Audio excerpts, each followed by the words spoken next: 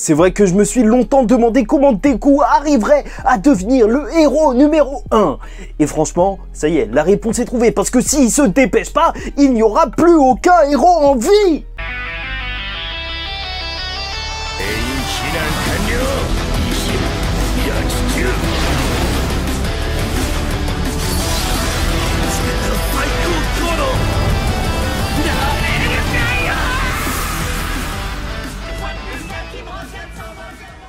Mesdames et messieurs, ici Chaz et on se retrouve aujourd'hui pour la review du chapitre 363 de My Hero Academia. Celui qui défend et celui qui attaque. Un chapitre qui est juste incroyable, tant il relance l'intrigue, l'intérêt, même le mystère autour du manga, parce que je ne vois pas comment ils vont pouvoir faire, même si en réalité, voilà, j'ai des pistes et je vais vous les exposer en fin de vidéo. Mais parlons tout de suite de ce chapitre qui va s'ouvrir avec un Monoma qui se souvient des événements de l'entraînement entre la seconde A et la seconde B, et justement de voir Bakugo qui était en train de briller, qui voulait une victoire parfaite et qui l'avait eu à ce moment-là. C'est vrai que pour un élève lambda, en vrai, tu connais Bakugo, il s'est fait kidnapper rapidement, mais en soi, c'est juste un élève qui performe énormément. Et là, le voir justement tomber, c'est hyper impactant avec le cri de Monoma qui, en vrai, au fur et à mesure, je commence à apprécier énormément ce personnage et je trouve que c'est super justement efficace de voir cet enchaînement avec cette première page qui montre en fait Bakugo au sommet peut-être de sa gloire et juste après cette case justement d'un Bakugo qui est sans vie. Et ça, c'est assez dur. En plus, Belginiste confirme qu'il n'a pas de pouls. Et je tiens à vous arrêter une minute parce que la semaine dernière, j'ai reçu des critiques comme quoi, pourquoi je cherchais tellement à ce que Bakugo soit en vie. C'est une guerre, c'est normal qu'il y a des morts. Et bien évidemment, en fait, c'est quelque chose qui ne me dérange pas en soi. Mais là, c'est que Bakugo, c'est assez étrange la manière dont il est mort. Je vous rappelle que c'est un des personnages les plus populaires de My Hero Academia, voire le plus populaire selon les sondages de popularité.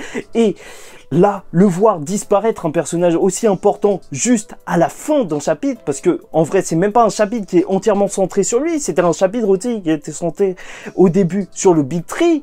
Alors, ça n'a pas vraiment de sens. C'est vraiment assez étrange de la part d'Horikoshi s'il le fait disparaître, en plus des mystères du All Might en forme vestige et tout, et de toutes les différentes possibilités que je vous ai exposées la semaine dernière, justement, sur son retour à la vie. Et en plus, lors de chapitre, justement, dans la page d'après, tu vois Belginiste qui a l'air de faire un truc avec un fil. Donc, est-ce qu'il est en train de recoudre le cœur de Bakugo? Est-ce que même ça peut servir à quelque chose? Je ne sais pas. Certains pensent même qu'il a menti en disant qu'il n'avait pas de pouls pour que Shigaraki arrête de l'attaquer. C'est ça qui me rend fou. Bakugo est un personnage super important pour My Hero Academia. Il peut pas mourir comme ça. Il doit mourir dans un plus grand moment, pas juste après un power-up, sans même qu'on comprenne véritablement jusqu'où ça va mener. Non, non, non, c'est pas Cimentos. Voilà, ça y est, j'ai dit les termes. On ne parle pas de Cimentos, on parle de Bakugo. Ça doit être encore plus grand. En plus, c'est vrai que ça mettrait à mal la narration d'Horikoshi, dans le sens où là, Deku, il part pour tenter de sauver Tenko.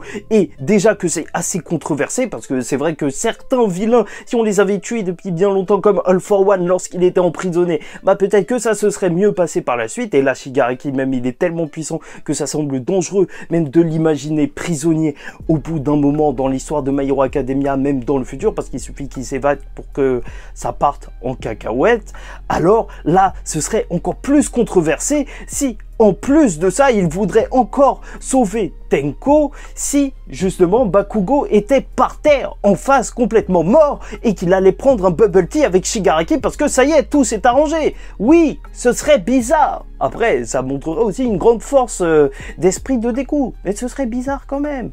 Bref. Passons à la suite. Donc, on a cette page où Shigaraki est juste magnifique. C'est ça qu'il faut reconnaître à My Hero Academia. Que tu n'aimes ou que tu n'aimes pas, bah, t'es obligé de dire que c'est ultra efficace. Là, les vilains, ils sont en train de resplendir lors de chapitres. Ils sont tous magnifiques avec en plus, justement, quelque chose qui est super intéressant, c'est de voir un Shigaraki parler justement d'éducation. Et ça, c'est intéressant dans le lore de My Hero Academia, parce que je vous rappelle que ça s'appelle My Hero Academia, donc en fait, on reste toujours plus ou moins dans cette problématique, en fait, ce questionnement autour même de l'éducation, que ce soit avec la famille par rapport au Todoroki. Là, justement, c'est All for One qui parle un petit peu à travers Shigaraki et qui se moque de Aizawa qui a perdu son élève. Et d'ailleurs, je ne veux même pas parler de ça véritablement, parce que Aizawa, pour tous ceux qui apprécient le personnage, alors c'est dur de voir son visage comme ça. Horikoshi, il a vraiment bien représenté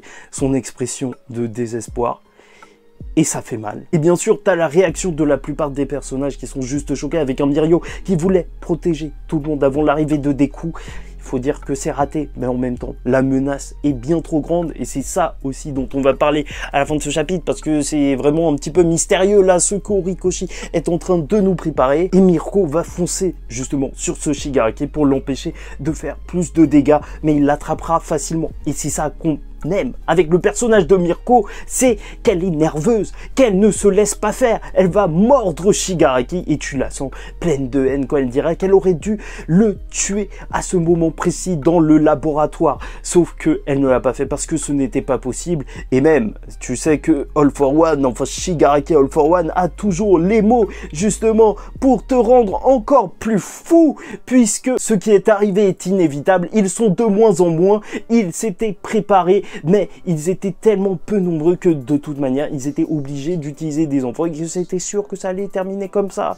Oui, ça fait mal. C'est vrai que c'est quelque chose qu'il faut noter lors de ce chapitre, c'est que une des choses qui ressort, c'est justement peut-être les erreurs qu'ils ont fait lors de cette guerre, les héros. Et donc on va directement se retrouver avec une conversation qui va être coupée sur Kamino, où tu vas voir Dabi, mais qui s'est réveillé, et il est flamboyant, mais pas bien flamboyant, il est en train de tout brûler. Et bien sûr, cette scène est monstrueuse, parce que voilà, t'as les coéquipiers d'Endeavor qui se font brûler, Burning est en train de crier « Allez-vous-en !» Et il est juste monstrueux. Je le dis et je le répète, Horikoshi pense à faire un manga d'horreur après My Hero Academia, et c'est normal, mais regarde-moi ça, c'est juste monstrueux, il a plus de peau, limite t'as l'impression que son bras il va tomber. Et le petit détail qui fait qu'il a vraiment beaucoup moins d'humanité, c'est qu'il a tout le temps sa bouche ouverte comme ça, t'as même plus l'impression de voir un être humain, vraiment, c'est flippant. On aura là l'explication de sa survie, avec peut-être la plus grosse zone d'ombre de ce chapitre, avec un Dabi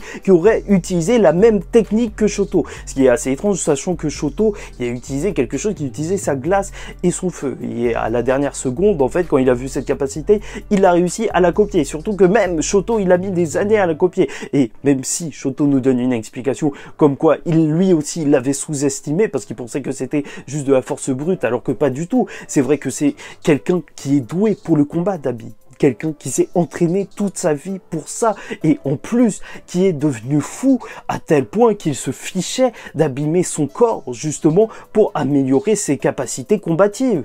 Donc dans un sens c'est logique, mais je trouve ça quand même assez particulier qu'il ait copié cette technique et que voilà, il soit en vie. Mais bon, au final ça laissera au moins une chance pour Ida de briller lors de ce combat, parce qu'au final il n'a rien fait pour l'instant, et il faut qu'il ait son petit moment où ils disent oui, c'est pas comme ça qu'un grand frère devrait se comporter, parce que je suis sûr qu'il va nous faire un truc comme ça, c'est obligé. Relation petit frère, grand frère, lui aussi il connaît. Mais l'attention de Dabi est ailleurs, puisqu'il va contacter Skeptic. Il saura ce que veut le fils à papa, justement la localisation de Endeavor. Et donc voilà, on en reparle en fin de vidéo, mais peut-être on peut s'attendre à ce qu'il arrive sur cet autre champ de bataille. Mais la suite du chapitre accompagnera directement la phrase de Mirko qui regrettait peut-être de ne pas avoir tué Shigaraki. Et là, All for One va en rajouter. Parce que surtout, ce qu'il n'aurait pas dû faire selon lui, c'est laisser le temps aux vilains de se préparer. Cette fois, ils sont prêts. Ils auraient dû suivre la voie de Deku, de les attaquer, et même en faisant ça, alors ils n'auraient pas eu assez de force pour les éliminer. Oui, et de toute façon, ils avaient d'autres choses à faire. Bien sûr, il fallait protéger les civils avec une image détériorée. C'est vrai que c'était assez compliqué. Ils étaient véritablement en crise, les héros. Et t'as Skeptic qui est dans le satellite et qui est à fond. Là, tu le sens, il est comme un maestro. Et c'est ça qui est fou dans les mangas, même dans un manga, c'est même pas un animé. Tu le sens vraiment à fond alors qu'il est juste en train de taper partout. Le dessin d'Horikoshi te montre à quel point là il y met du cœur dans cette machine puisqu'il est en train de s'occuper des communications et on dirait qu'il a brouillé les communications justement d'All Might et c'est pour ça peut-être qu'on n'a pas eu de retour sur lui depuis longtemps et c'est pour ça aussi qu'ils n'ont pas réussi à contacter Deku via Mandalay. Et cette technologie il l'a récupérée parce qu'il y a plein de personnes qui ont justement quitté le pays mais que lui veut faire vivre la volonté de Redestro, faire vivre ce monde où justement il n'y aurait plus de discrimination par rapport aux alters, qui pourrait mener à une véritable catastrophe. C'est justement qu'il a en visuel les tunnels d'évacuation de UA et en plus alors qu'on trouve la famille Todoroki là-bas et les enfants qu'on avait vus durant l'examen de rattrapage pour les licences professionnelles et qui croient justement aux jeunes héros, bah ils sont accompagnés même d'espions. Et là, on ne sait pas du tout ce qui pourrait se passer, mais All for One a vraiment des mains partout.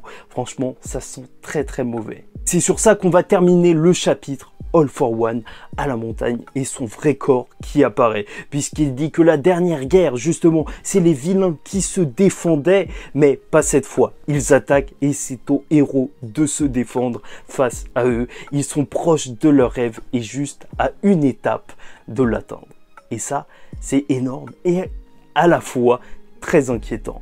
Oh là là, et c'est vrai que sa tête est choquante. Oh là là, c'est des coups, non. Bon, c'est vrai que c'était pas lui, mais est-ce qu'on est vraiment choqué de sa tête? Franchement, c'est vrai que c'est quelque chose auquel on pouvait s'attendre avec les différentes brides qu'on a pu voir par le passé. Bah, au final, oui, son visage est totalement normal en vrai, voilà, ok, il dégage quelque chose, je sais pas pour vous, mais il a un petit air de patron du CAC 40, patron de Nestlé, tu vois, 70% de dividendes et tout, qui gagne bien sa vie, en mode grand patron, et au final, en vrai, c'est un petit peu ça, le 4-1, c'est en mode parrain du crime, en mode, justement, grand patron, donc ça lui colle assez bien. Enfin bref, parlons donc de ce qui pourrait se passer. C'est vrai que du côté des Todoroki, si Dabi rejoint Endeavor, alors Shoto aussi, et sait-on jamais, peut-être que ce serait la seule solution pour vaincre All for One, que tous les Todoroki, en fait, ils se mettent ensemble face à All for One. Ça, c'est quelque chose que j'aurais aimé voir, mais franchement, j'ai beaucoup de mal à voir justement comment ils pourraient convaincre Dabi,